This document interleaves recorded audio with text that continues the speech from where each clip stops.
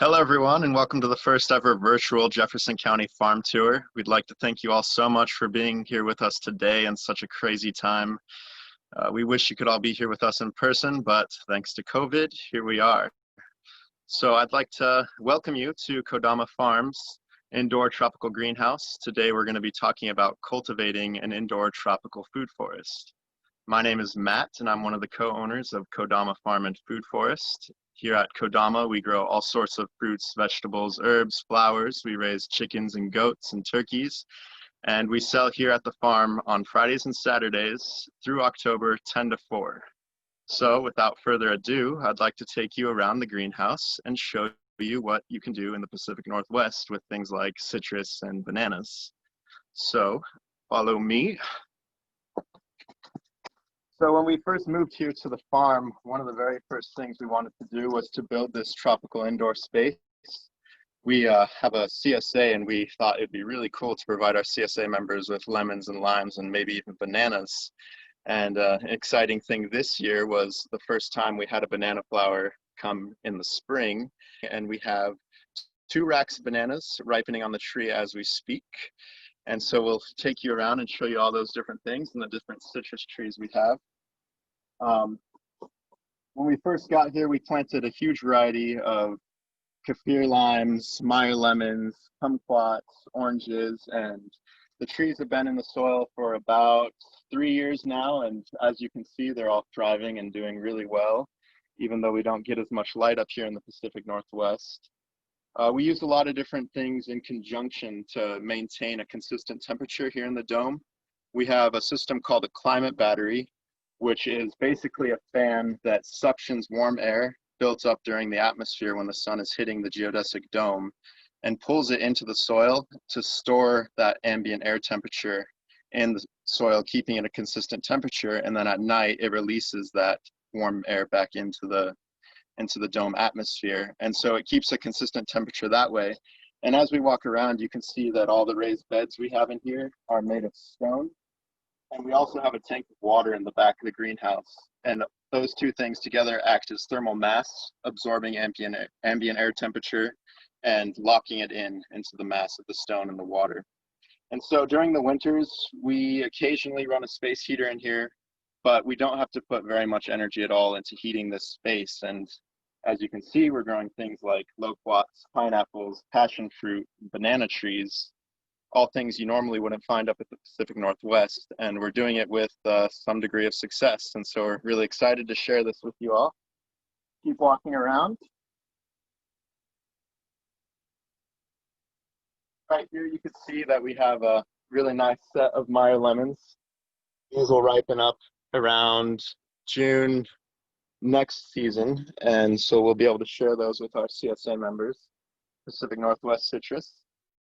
And right here is a good view of the rack of bananas that we have. This flowered early in the spring, and the way the bananas work is they send out a new generation from the root ball. And so this rack that has the bananas on it right now will, when we harvest, we'll cut it back, and then new generations of banana will keep coming up. The whole idea behind the climate battery was invented by a man named Jerome Osentowski from the Rocky Mountains in Colorado. When we were first starting our farm, we were visiting all sorts of different people to get inspiration, and he was one of the farms that we visited. He has an excellent book out called The Forest Garden Greenhouse. And there's a lot of really great information in here on how to cultivate your own indoor tropical food forest. So for those of you unfamiliar with the ideas of permaculture and regenerative agriculture, the concept of a food forest is basically taking a huge assortment of different plants and working on the soil health to increase soil microbiology. And the idea is to emulate natural forest systems.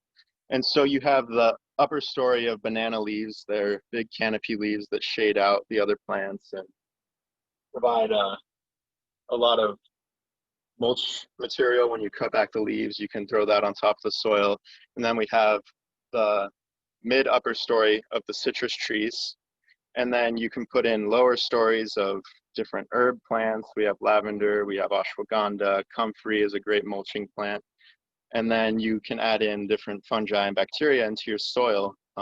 This year we're experimenting with biochar and using that high surface area to lock in a lot of the nutrition that we add and lock in that the plant available micronutrients from the comfrey and the banana leaves that we chop and drop.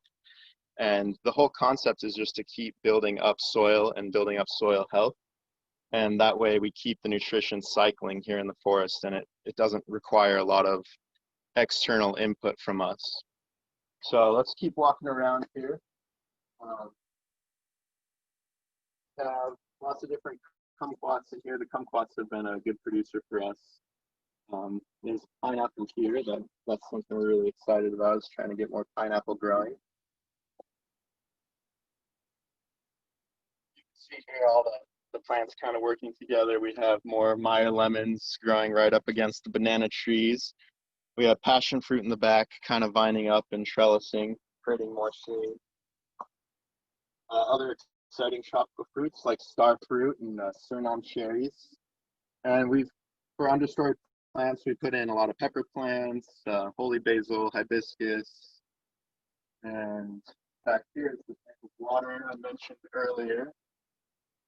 You could potentially use this as a hydroponic system, having fish create more nutrition that you can cycle out in water into the raised beds. We use it primarily right now as the thermal mass that I mentioned earlier. It's just such a big tank of water that it stays a consistent temperature. When it gets freezing outside, because we have this and the stone walls and the climate battery, the temperature in the greenhouse is always above 55 degrees through the coldest months of winter. So this rack of bananas that you're seeing here is actually on its second season here in the dome.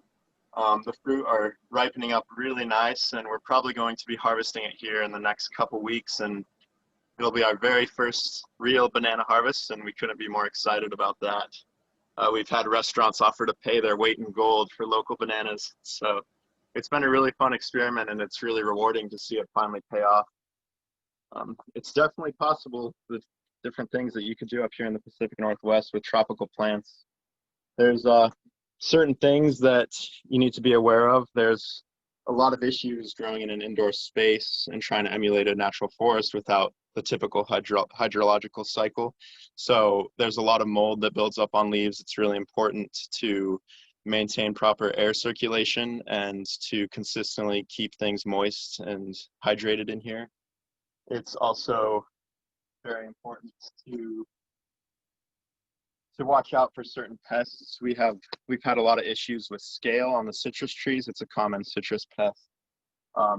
They're actually farmed by ants. Ants will climb up the tree branches, and they'll let's see if we could find some. They'll put these little eggs on the bottoms of the leaves, and the eggs hatch into an insect called scale, and they're sucking the sugars out of the leaves. And then the ants come back and take the little sugar molecules and feed their colony with them. And so farmers don't always work together. Sometimes you have to butt heads a little bit on who gets to keep what crops. And so that's been something that has been a challenge to us. And because they're sucking the sugars out of the leaves, it creates a lot of mold on top of the leaf. And so something we've had to do several times when it gets bad is come and scrub down the citrus leaves so they can properly photosynthesize. So another great thing about experimenting with tropical indoor greenhouses is the surprises that you get. So we've had lots of amphibians and reptiles move in since we've established this indoor food forest space. So we have all sorts of snakes regulating insect control. We have frogs that love to stay in here during the winter. We have all sorts of salamanders and other types of lizards and many different kinds of insects that we don't see in other places on the farm that show up in here in the dome. So it's been really exciting to see the concept of if you build it, they will come, and just the different things that show up when you create a unique space like this. Another challenge that we've faced since establishing this indoor food forest is the light cycles that we have to deal with. That's something that you can't really change. We're at such a high northern latitude compared to where these plants normally thrive in their natural environment near the equator.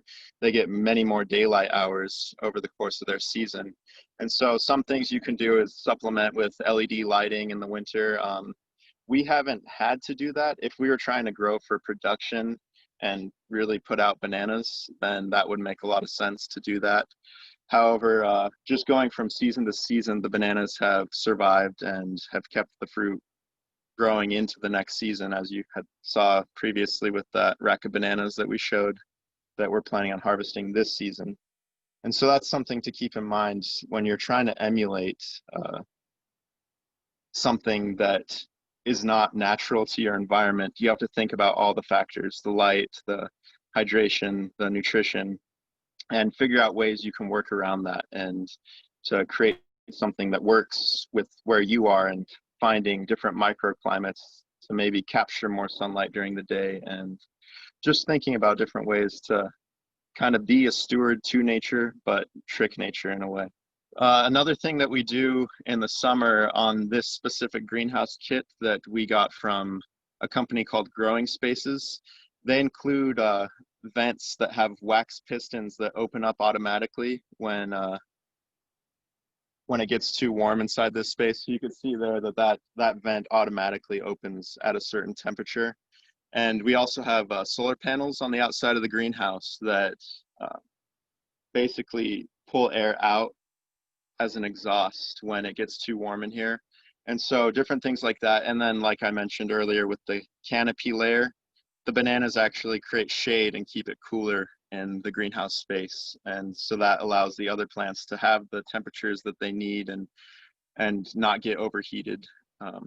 Because in the summertime, we do get a lot of daylight hours, and it can be challenging for some plants to receive that much heat and light.